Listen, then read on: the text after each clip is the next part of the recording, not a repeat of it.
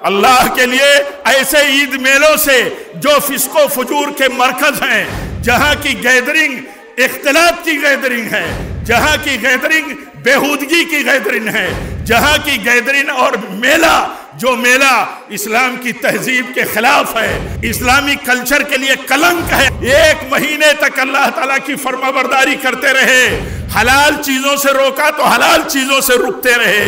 یہ میلوں میں جانا حرام ہے، ان میلوں سے بچو۔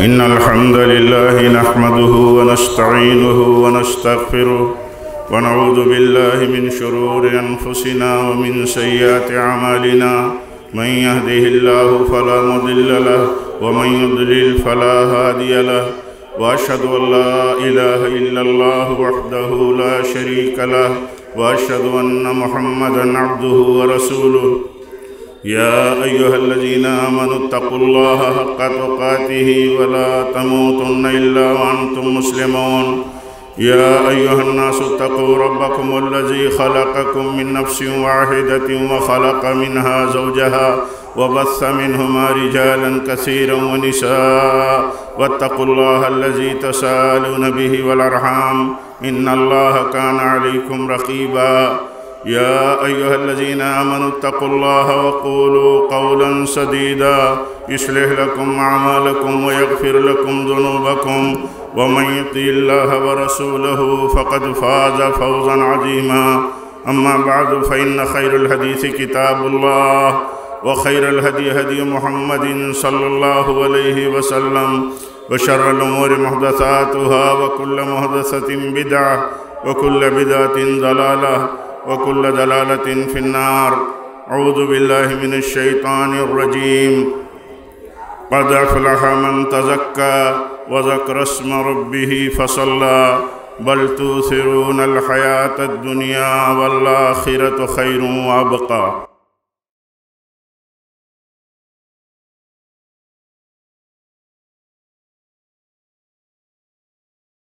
معزز حاضرین، بزرگوں، عزیز نوجوانوں، اسلامی ماں اور بہنوں، پیارے بچوں، آج ہماری عید کا دن ہے۔ آج ہمارے لیے بہت بڑی خوشی کا دن ہے۔ آپ جانتے ہیں ہر قوموں کے ہاں، ہر مذاہب کے ہاں ان کے اپنے تہوار ہوتے ہیں، ان کی اپنی عیدیں ہوتی ہیں۔ یہ ہماری عید ہے۔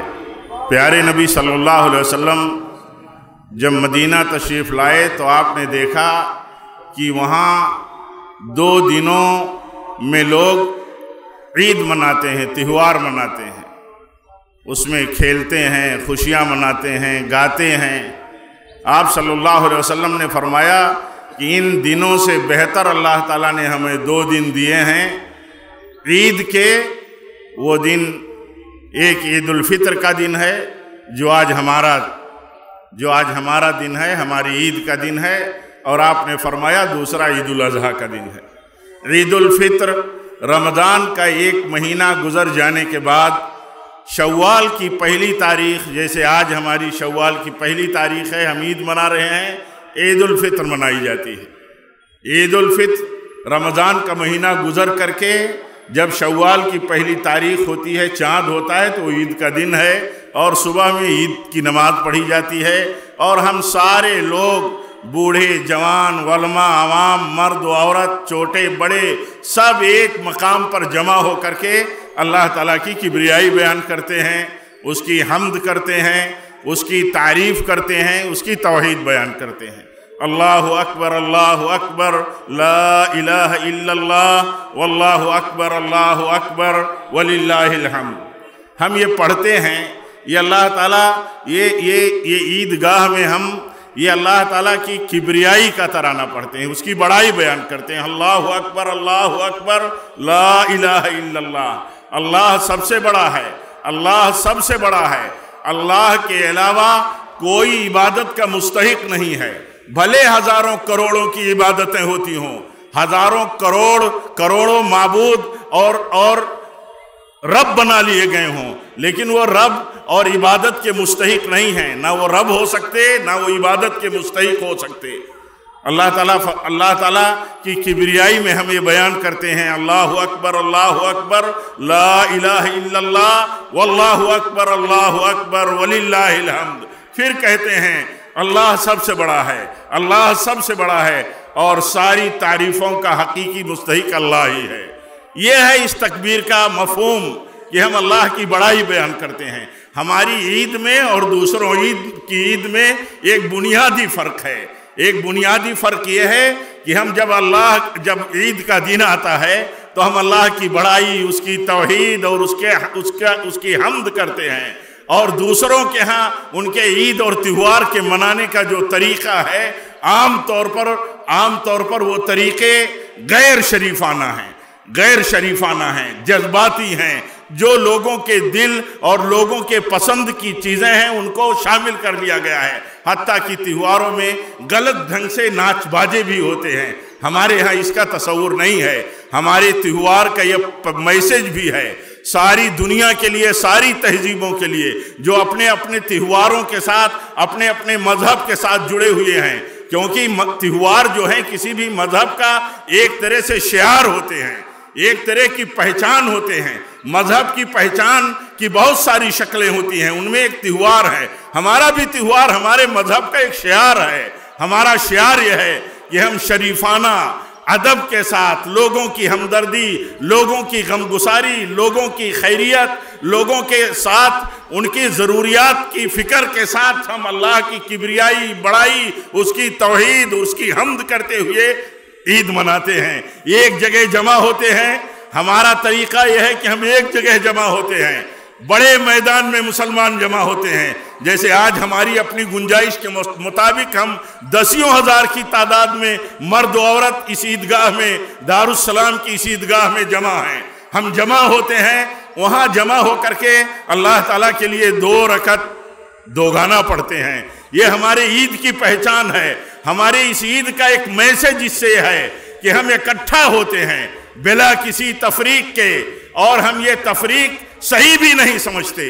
اس لیے نہیں سمجھتے کہ جو تفریق ہم نے پیدا کی ہیں، جو تفریق ہم نے کی ہیں، جو فرقہ بندیاں ہم نے کی ہیں، اس کا دین سے کوئی تعلق نہیں ہے۔ سارے مسلمان جمع ہوتے ہیں اللہ تعالیٰ کی بندگی کے لیے، اس کی کبریائی کے لیے، اس کے لیے 2 رکعت نماز پڑھنے کے لیے ہم جمع ہوتے ہیں، اور سب مل کر کے جمع ہوتے ہیں۔ سارے مسلمان، مرد و عورت، سارا گھر اکٹھا ہوتا ہے۔ یہ ہماری خصوصیت ہے۔ اس خصوصیت کے میسج کو اور اس کے پہلو کو سمجھنا ضروری ہے کہ اللہ تعالیٰ ہمیں سال میں 2 بار پورے شہر کو اگر ایک جگہ جمع ہو سکتا ہے، پورا شہر ایک جگہ جمع ہو کر کے اللہ تعالیٰ کے لیے اس کی کبریائی، اس کی حمد، اس کی توحید کرے، اور اللہ تعالیٰ کے لیے 2 رکعت نماز پڑھے اور خطبہ سنے۔ خطبے میں یہ چیز ہوتی ہے ہمارے کہ ہم اپنے بھائیوں کو، اپنے بزرگوں کو، اپنے نوجوانوں کو، اپنی ماں اور بہنوں کو وقت کے تقاضے کے مطابق انہیں میسج دیتے ہیں۔ ہمارے عیدگاہ کا خطیب وہ کہیں کا بھی ہو، لوگوں کو ان کے تقاضوں کے مطابق بات کرتا ہے۔ ہمارا فرض ہے، ہر خطیب کا فرض ہے کہ جب مسلمان اپنی 2 عیدوں میں سب اکٹھا ہو کر کے اتحاد کے ساتھ، چھوٹے بڑے سب جب ایک جگہ جمع ہو تو ان کے تقاضوں کے مطابق انہیں میسج دیا جائے۔ آج کا میسج یہ ہے، آج کے عید الفطر کا، کہ ہمارے لیے سب سے پہلے ہم شکرانہ کریں اپنے رب کا کہ رب العالمین نے ہمیں توفیق دیا، ہمیں صحت اور زندگی دی، کہ ہمیں اس نے اس مبارک مہینے کو عطا فرمایا جو ہمارے لیے हमारे लिए ज़रूर भी ज़रूर हर मोमिन हर नेकी का मुतलाशी, हर अल्लाह ताला की मगफिरत का मुतलाशी, अल्लाह ताला की बख्शिश का मुस्तहिक हो जाता है। हमें ये महीना मिला है और हमें ये महीना मिला, हमने जो भी टूटी फूटी इबादतें की रब्बुल आलमीन ने इसलिए दिया कि हमारी बख्शिश हो जाए। हम इस मौके पर खुशी का इजहार करते हैं अल्लाह से मिलने वाली तौफीक पर, और इसलिए भी कि एक रोजेदार को दो मौके बहुत बड़ी खुशी के होते हैं। एक रोजेदार के लिए एक मौका वो जब रोजा पूरा होता है, इफ्तार का वक्त आता है, पूरा महीना गुजर गया, आज यौमुल फित्र है, आज इफ्तार का दिन है। हकीकत में यौमुल फित्र ये इफ्तार का दिन है, इसीलिए यौमुल फित्र को रोजा हराम है, रोजा नहीं रखा जा सकता। और इफ्तार का वक्त और घड़ी जो होती है एक रोजेदार के लिए खुशी की घड़ी होती है, इसलिए भी ये खुशी का दिन है। और एक खुशी की घड़ी वो होगी जब अल्लाह ताला से मुलाकात होगी और रोजेदार अपने रोजे के बदले को देखेगा, तो वो उस वक्त बहुत खुश होगा कि अल्लाह ताला ने हमारी इस छोटी सी इबादत का कितना बड़ा बदला दिया है। तो इस एतबार से हमारी खुशी का दिन है। खुशी का दिन इसलिए भी कि त्योहार खुशियों के दिन होते हैं और हमारा त्योहार भी खुशी का दिन है।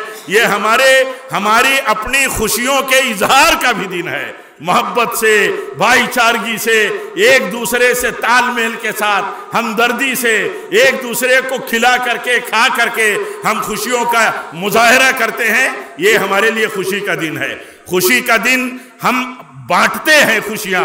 खुशी में हम अपनों को तो शरीक रहते हैं। हमारा पड़ोसी नॉन मुस्लिम है, हमारे कांटेक्ट और नेटवर्क में नॉन मुस्लिम है, हमारे ताल्लुक में नॉन मुस्लिम है, चाहे वो हमारे हाथ के नीचे हमारे नौकर हो, चाहे हमारे पड़ोस में रहने वाले नॉन मुस्लिम हिंदू या कोई और धर्म से ताल्लुक रखने वाले हों, उनके साथ भी हम ईद के मौके पर खुशी का इजहार करते हैं, हुस्ने सलूक करते हैं, उनके हुकूक को याद रखते हैं और उनके साथ हमदर्दाना हम सलूक करते हैं। यह हमारे त्योहार का इम्तियाज है।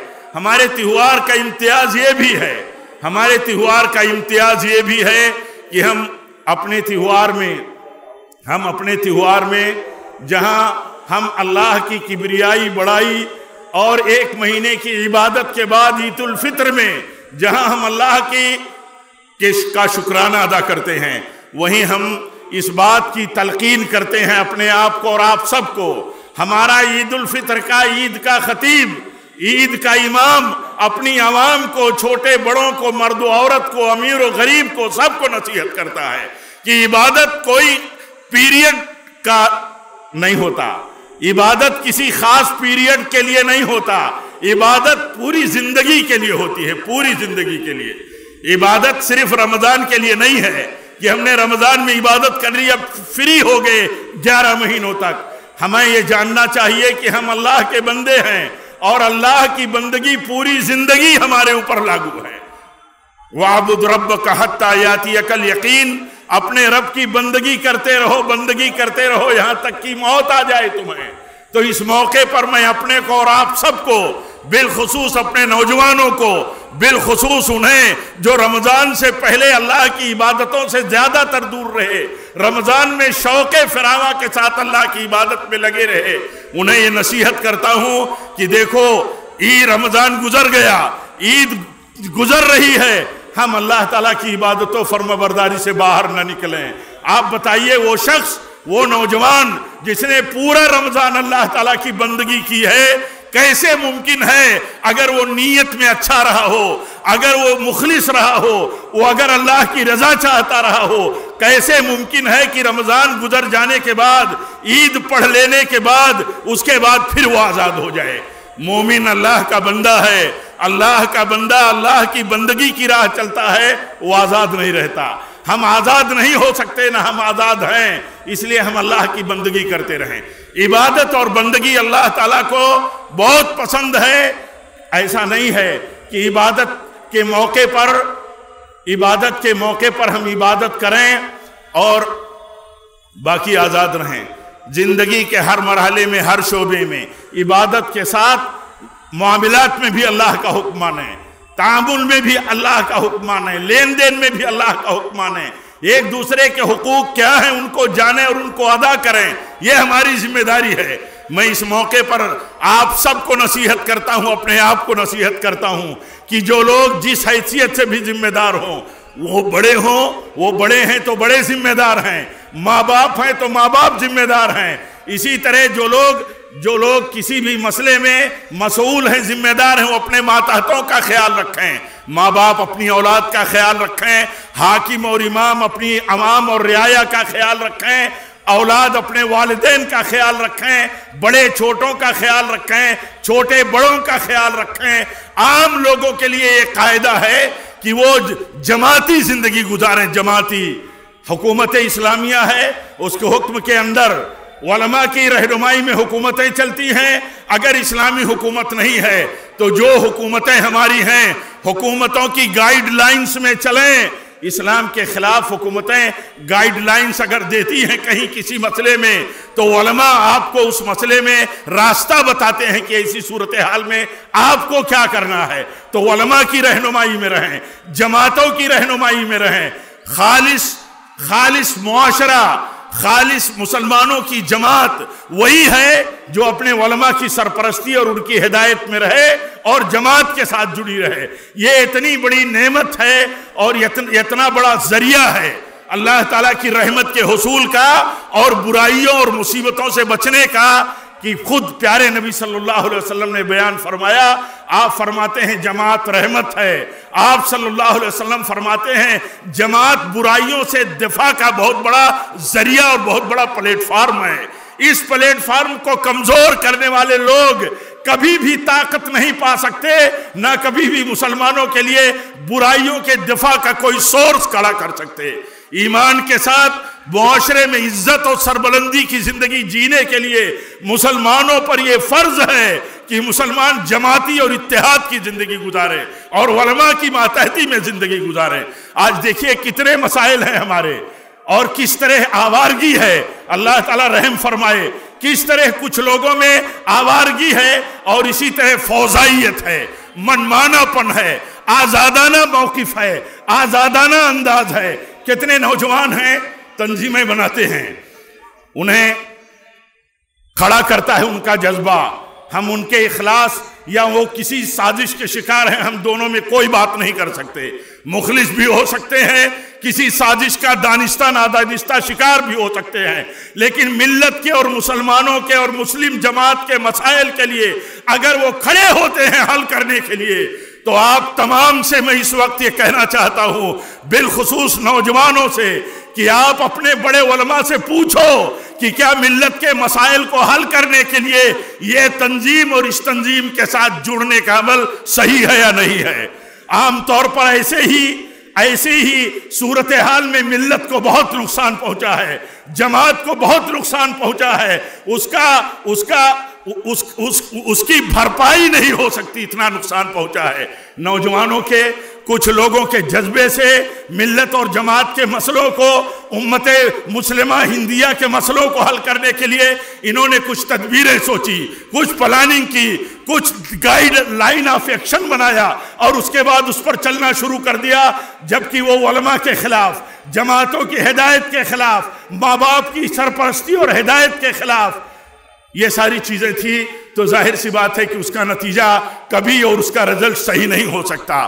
آج میں عید کے دن آپ سب کو، بالخصوص اپنے تمام نوجوانوں کو جو میری آواز سنتے ہیں عیدگاہ میں یا عیدگاہ سے بعد اس نئے سسٹم سے اگر وہ میری آواز سنیں، تو ان سب کو نصیحت ہے کہ ملت کے مسئلوں کو حل کرنے کے لیے آپ ملی نام کی تنظیمیں بنا کر کے ملت کے ایشوز پر کام کرنا اگر چاہتے ہیں تو آپ علماء کی سرپرستی اور ان کے ساتھ کے بغیر نہیں کر سکتے، اور اگر کوئی کرتا ہے تو میں اپنے نوجوانوں سے کہوں گا کہ دور رہو۔ دیکھو کتنے ایشوز پیدا کیے گئے، کتنے ایشوز پیدا کیے جاتے ہیں۔ نفرت کی سیاست اگر دوسرے کرتے ہیں، ان کے ہاتھ میں پاور ہے، ان کو اللہ تعالیٰ نے حکومت دی ہے، ہم ان کی رعایا اور عوام ہیں، تو ان پر فرض ہے ہمارے حقوق اور رائٹس کو سمجھنا اور ان کو پورا کرنا، ان کی حفاظت کرنا۔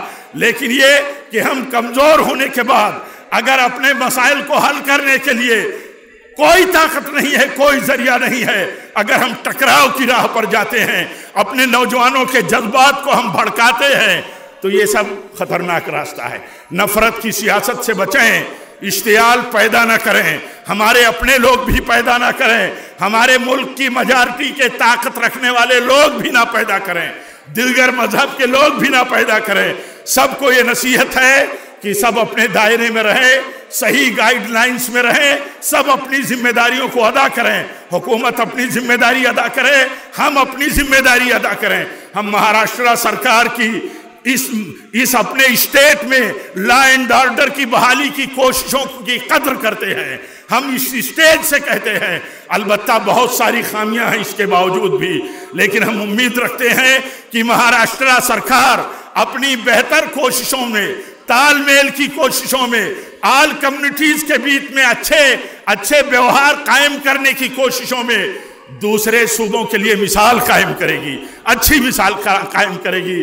ہماری ذمہ داری ہے کہ ہم قدر کریں اور ہم لوگوں کو یاد دلائیں۔ میں آپ کو یہ بتا دینا چاہتا ہوں کہ ہم کمزور ہیں، اس میں کوئی شبہ نہیں، ہمارے پاس طاقت نہیں ہے، اس میں کوئی شبہ نہیں۔ ہم پر اس کے باوجود بھی اگر ظلم کرتی ہے، کوئی حکومت کرتی ہو، کوئی طاقت کرتی ہو، کچھ تنظیمیں مسلمانوں کے خلاف کام کر کے کرتی ہو، تو پہلے تو ہمارا یہ ایمان رہنا چاہیے کہ اللہ تعالیٰ اپنے مظلوم بندوں کے ساتھ ہے، اللہ اپنے مظلوم بندوں کے ساتھ ہے۔ ہمارے اوپر اگر ظلم کی چکی چلتی ہے، ہمارے اوپر اگر ظالمانہ کارروائیاں ہوتی ہیں، تو ہمیں صبر کے ساتھ، دین اور توحید کی حفاظت کے ساتھ، اللہ تعالیٰ سے رشتہ قائم رکھتے ہوئے دین پر جمے رہنے کی ضرورت ہے، ثابت قدمی کی ضرورت ہے۔ آپ دیکھیے اسلام کا ابتدائی دور ہے، اسلام کا ابتدائی دور ہے، لوگ آ کر کے نبی صلی اللہ علیہ وسلم سے شکایت کرتے ہیں، کہتے ہیں کہ اللہ کی مدد کب آئے گی، اللہ کی مدد کب آئے گی۔ ہم بھی سوچتے ہیں کہ ہمارے ساتھ اگر کہیں ناروا سلوک ہوتا ہے اور ہم اللہ کے بندے ہیں، موحد ہیں، کروڑوں کی تعداد میں اللہ کی بندگی کرتے ہیں، ہمارے لیے اللہ کی مدد کیوں نہیں آتی؟ تو میرے بھائیوں، جلد بازی والی بات مت کریں، جلد بازی والی بات مت کریں، صبر اور ثابت قدمی کے ساتھ دین پر جمے رہیں، اللہ کی مدد آئے گی۔ اللہ ہمارے ایمان کا امتحان لینا چاہتا ہے، ہماری توحید کا امتحان لینا چاہتا ہے، ہماری ذمہ داریوں کا امتحان لینا چاہتا ہے، دین ہمارے نزدیک کتنا قیمتی ہے اس کا امتحان لینا چاہتا ہے۔ آپ صلی اللہ علیہ وسلم سے شکایت ہوتی ہے ظلم اور مظلومیت کی، تو آپ فرماتے ہیں تم سے پہلے ایمان والے لوگوں کے ساتھ کیا ہوتا تھا جانتے ہو؟ آپ فرماتے ہیں زمین کھودی جاتی تھی، زمین کھود کر کے اس میں کھڑا کر دیا جاتا تھا ایک ایمان والے کو، اس کے بعد آری لائی جاتی تھی، آری، یہی آری لائی جاتی تھی، اور اس کو سر سے لے کر کے چیر کر کے اس کے 2 ٹکڑے کر دیے جاتے تھے۔ کس ناطے؟ ایمان اور توحید کے اوپر جمے رہنے کے ناطے۔ اللہ کے نبی فرماتے ہیں اتنا گزر جانے کے بعد بھی ایک مومن کو ایسی ظالم طاقتیں بھی ان کے ایمان اور توحید سے دستبردار نہیں کر سکتی تھی، وہ دین اپنا نہیں چھوڑ سکتے تھے، اور نہ وہ دین چھوڑتے تھے۔ ہوتا کیا تھا؟ ایک آدمی کو چیر کر کے 2 ٹکڑے کر دیا گیا کہ تم توحید اور اللہ کی خالص بندگی چھوڑ کر کے شرک پر آ جاؤ، طاغوت کی بندگی پر آ جاؤ۔ وہ 2 ٹکڑا ہونا گوارا کر لیتے تھے، لیکن طاغوت کی بندگی پہ آنا گوارا نہیں کرتے تھے۔ میرے بھائیوں، ہمارے ہاں صورتحال ایسی کچھ نہیں ہے۔ اللہ تعالیٰ سے دعا کریں ہم اس موقع پر، جب ہم بڑی تعداد میں جمع ہو کر کے دعا کرتے ہیں اور آمین کہتے ہیں، تو اللہ تعالیٰ ہماری دعا قبول کرتا ہے۔ ہمارا تعلق، ہمارا مسئلہ دعا کرنے سے ہے، اللہ کا مسئلہ ہماری دعاؤں کے قبول کرنے کا ہے، کس شکل میں وہ دعا قبول کرتا ہے۔ آج ہم جس حالت میں ہیں، اس سے بری حالت سے بچا کر کے اللہ تعالیٰ ہماری دعا قبول کر سکتا ہے۔ ہماری دعا کو اس سے بہتر حالت میں لے جا کر کے اللہ تعالیٰ قبول کر سکتا ہے۔ اس سے بری حالت نہ پیدا ہو، اس شکل میں بھی اللہ ہماری دعا قبول کرتا ہے۔ کبھی ایک آدمی بیمار ہوتا ہے، وہ بیماری میں دعا کرتا ہے، اس بیماری سے اسے شفا نہیں ملتی، اللہ تعالیٰ کبھی اسے بڑی بیماری سے بچا لیتا ہے، کبھی اس بیماری کی وجہ سے صبر کرنے کی وجہ سے اسے جنت دیتا ہے۔ وہ بیماری اس کی آزمائش ہوتی ہے، وہ بیماری اسے اجازت نہیں دیتی کہ توحید چھوڑ دے، شرکیہ دعائیں کر لے اور باباؤں کے پیچھے دعاڑیوں کے پیچھے پھر چلا جائے، اسے اس کا ایمان اور اس کی توحید اجازت نہیں دیتی، کیونکہ وہ جانتا ہے کہ میں بیمار ہوں، میرا کوئی فیملی ممبر بیمار ہے، اگر اللہ تعالیٰ شفا نہیں دیتا تو اس سے بہتر کچھ اللہ دیتا ہے۔ اللہ تعالیٰ ہماری مصلحتوں کو ہم سے زیادہ جانتا ہے، یہ ہمارا ایمان رہنا چاہیے۔ اس مناسبت پر میں یہ بھی کہوں گا اپنے تمام عزیز نوجوانوں سے اور اپنی بیٹیوں سے اور اپنی بہنوں سے کہ دیکھو پورے ممرہ کے علاقوں میں پبلک پوائنٹس پر بڑے بڑے ہورڈنگ لگے ہیں عید میلے کے نام پر، عید میلے کے نام پر۔ اللہ کے لیے ایسے عید میلوں سے جو فسق و فجور کے مرکز ہیں، جہاں کی گیدرنگ اختلاف کی گیدرنگ ہے، جہاں کی گیدرنگ بےہودگی کی گیدرنگ ہے، جہاں کی گیدرنگ اور میلہ جو میلہ اسلام کی تہذیب کے خلاف ہے اور اسلامی کلچر کو ایک طرح سے ایک اسلامی کلچر کے لیے کلنک ہے اگر مسلمان کرتے ہیں، ایسے میلوں سے میں گزارش کروں گا، اپیل کروں گا، ہدایت کرتا ہوں کہ دور رہو۔ عزیز نوجوانوں دور رہو، ایک مہینے تک اللہ تعالیٰ کی فرما برداری کرتے رہے، حلال چیزوں سے روکا تو حلال چیزوں سے رکتے رہے۔ یہ میلوں میں جانا حرام ہے، ان میلوں سے بچو، یہ تجارت کے لیے ہمارے ایمان اور اخلاق کے سوداگر ہیں، ان سے بچو۔ ہمارا آج کا یہ خطبہ اور آج کے عید کے پیغام میں کئی ہدایتوں میں ایک بنیادی ہدایت یہ بھی ہے کہ ایسے میلوں سے آپ دور رہو۔ ایسے میلے کبھی عزت، شرافت اور اخلاق کے حامل نہیں ہوتے، اور آپ اپنی آنکھوں سے دیکھتے ہیں کہ ان میلوں میں ہوتا کیا ہے۔ اسی طرح میں یہ کہوں گا کہ ہم سب اللہ سے اپنا رشتہ جوڑے رہیں، اللہ سے روئیں، اللہ سے روئیں۔ ہماری اصل کامیابی جنت ملنا ہے، جنت ملنا ہے، اصل کامیابی جنت ملنا ہے۔ رونے کی زندگی ہماری ہو، خشیت کی زندگی ہماری ہو، فرما برداری کی زندگی ہماری ہو، سنت کی زندگی ہماری ہو۔ مسلمان سارے کے سارے اللہ کی توحید پر جمع ہو جائیں، شرک سے باز آ جائیں، قبر پرستی سے باز رہیں، اسی طرح تقلید شخصی سے باز رہیں۔ یہ بھی ایک بہت بڑی بدعت ہے جو مسلمانوں میں رائج ہے، اور تقلید پرستی کے لیے، شخصی تقلید کے لیے بدعت ہونے میں اہل علم کا کوئی اختلاف نہیں ہے، کوئی اختلاف نہیں ہے۔ شخصیت پرستیوں نے ہمیں فرقوں میں بانٹا، کوئی حنفی ہوا، کوئی شافعی ہوا، کوئی حنبلی ہوا، مالکی ہوا، معلوم نہیں کتنے فرقے ہمارے بیچ میں بن گئے۔ ہم اس موقع پر اتحاد کی دعوت دیتے ہیں کہ سارے مسلمان کتاب اللہ پہ جمع ہوں، نبی کی سنت پہ جمع ہوں، صحابہ کے طریقے پر جمع ہوں۔ یہی ہمارے لیے راہ ہدایت ہے، راہ نجات ہے۔ صحابہ کے ہاں، صحابہ جنہیں اللہ تعالیٰ نے فرمایا جن کے بارے میں کہ ان کا طریقہ ہدایت کا طریقہ ہے، صحابہ کے ہاں کوئی فرقے نہیں تھے، کسی شخصیت کے نام پر ان کے ہاں گروہ بندی نہیں تھی، کوئی آپس میں دھڑا بندی نہیں تھی۔ ہمارا بھی طریقہ ہے کہ ہم صحابہ کرام کی طرح، اسی طرح جو ان کے راہ پر چلنے والے لوگ تھے، اور آج بھی ہم اللہ کے فضل سے انہی کے طریقے پر چلتے ہیں۔ ہر طرح کی فرقہ بندی، تقلید شخصی سے اپنے آپ کو دور رکھیں، کیونکہ یہ فرقہ بندی کی راہ ہے۔ تقلید شخصی ہی کی بنیاد پر تو مسلک کے نام پر مسجدیں، مسلک کے طریقے پر نمازیں، مسلک کے طریقے پر عبادتوں کا رواج ہوا، اور جس نے ہم کو اور ہمارے بھائیوں کو ایک دوسرے سے بانٹ دیا۔ ہم دعوت دیتے ہیں یہاں کہ ہم سب ایسے ہی چلیں جیسے چلنے کا حکم ہے۔ اللہ فرماتا ہے وَاعْتَصِمُوا بِحَبْلِ اللَّهِ جَمِيعًا وَلَا تَفَرَّقُوا، سب مل کر کے اللہ کی رسی کو مضبوطی سے تھامو، فرقے میں نہ بٹو۔ فرقوں میں بٹنا یہ اپنی قوت کو اور اپنی اجتماعیت کو تباہ کرنا ہے، جس کا ہمیں بہت زیادہ اندازہ ہے اور اس کا ذکر کرنے کی ہمیں ضرورت نہیں ہے، اس لیے اس بات کا خیال رکھنا چاہیے۔ آخر میں پھر کہوں گا ہم اپنی ذمہ داری ادا کریں۔ ہم بڑے ہیں، آپ بڑے ہیں، ہر ذمہ دار اپنی ذمہ داری ادا کرے، وہ جانے کہ اس کی ذمہ داری کیا ہے۔ والدین اولاد کی تربیت کریں، اللہ تعالیٰ والدین کو ہم سب کو توفیق عطا فرمائے۔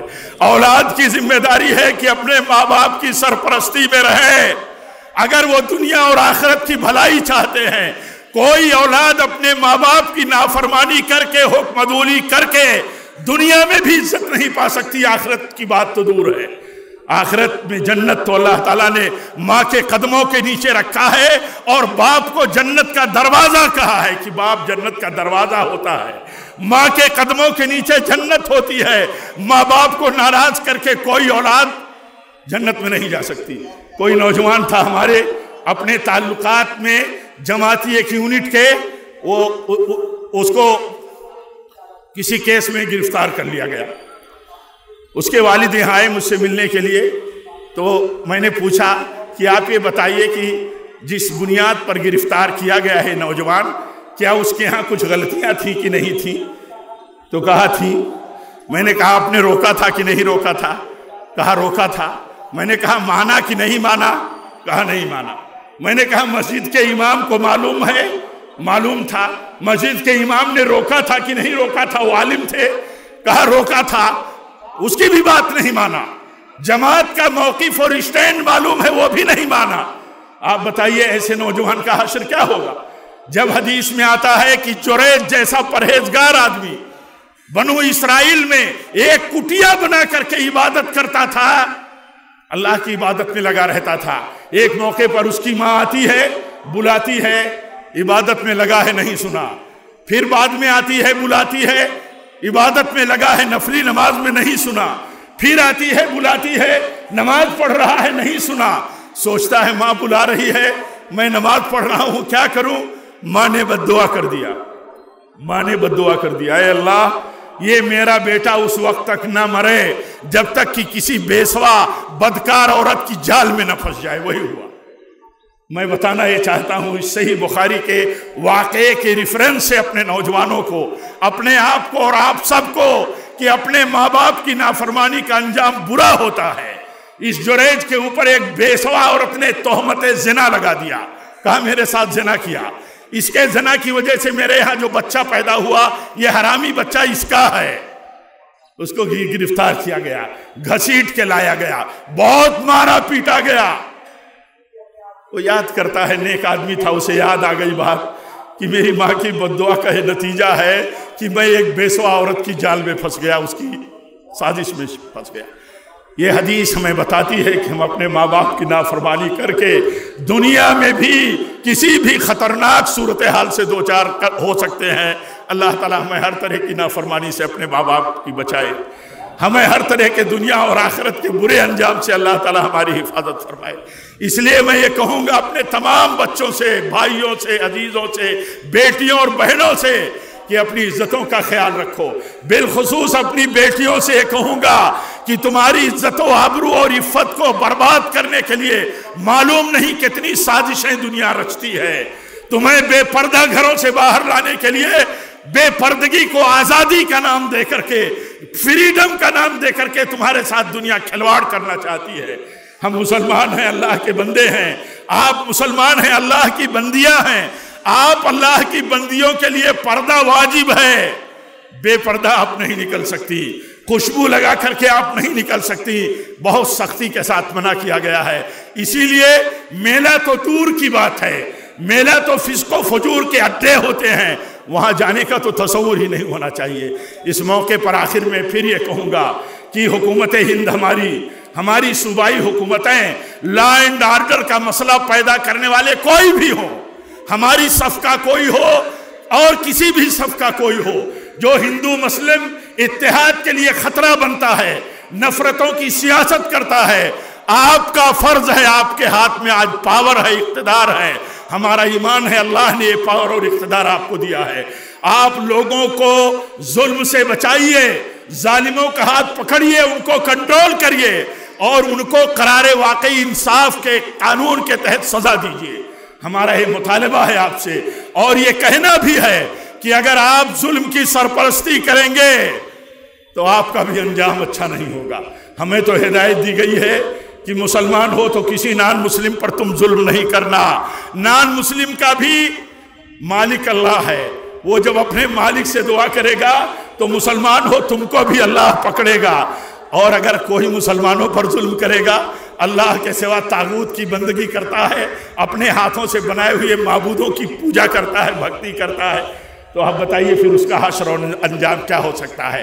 میں یہ بات ہمدردی کے دائرے میں کہتا ہوں کہ آپ بچیں، آپ کی ذمہ داری ہے کہ آپ عوام کی رعایا کی اور ہر بھارتی اور شہری کے حقوق اور رائٹس کی ذمہ داری ہے آپ کی کہ آپ اس کی حفاظت کریں اور لا اینڈ آرڈر کا مسئلہ نہ پیدا ہونے دے، اور ہم افواہوں اور اشتعال انگیز تقریروں کے پیچھے نہ جائیں۔ مسلمانوں کے نام پر کوئی بھی سیاست ہندوستان میں مسلمانوں کے لیے خطرناک ہے۔ ایک جملے میں آپ اگر ایک کوئی بات یاد رکھ سکتے ہیں تو یاد رکھیں، مسلمانوں کے نام پر کوئی مسلم پارٹی بنانا ہندو مسلم کی مخالفتوں کی بنیاد پر ہندو یا نان مسلم کے مقابلے کے لیے، یہ ہندوستانی سیاست کے میں مسلمانوں کے لیے خودکشی کے مترادف ہے۔ ایسی پارٹی بازی سے بچیں، ایسی پارٹیوں کے ساتھ جوائنٹ ہونے سے بچیں۔ یہ میں اپنی ذمہ داری سمجھ کر کے آپ کے ہزاروں کی تعداد میں یہاں اجتماع سے، عید الفطر کے اس اجتماع سے میں آپ سے بات کہتا ہوں کہ آپ اس کا خیال رکھیں۔ آخر میں پھر کہتا ہوں کہ ہم سب اللہ سے ڈرتے رہیں، روئے اللہ سے، اپنے اوپر اپنا حق ہو، غیر مسلموں کا حق ہو، چھوٹوں کا بڑوں کا حق ہو، بیویوں کا بیٹیوں کا بیٹوں کا حق ہو، ماں باپ کا حق ہو، اپنے علماء کا حق ہو، جماعتوں کا حق ہو، ان کے حقوق کو آپ جانیں اور ادا کریں۔ اللہ سے دعا کرتے رہیں، حالات بدلنے والا اللہ ہے۔ آپ جہاد کے نام پر اپنے نفس سے جہاد کرنے کی پوزیشن میں نہیں ہیں۔ ہم ہتھیاروں کو لے کر کے جہاد کی باتیں اور نعرہ لگانے والے یہ ہمارے دشمن ہیں، بھلے نعرہ لگانے والے ہو سکتا ہے نہ سمجھتے ہو۔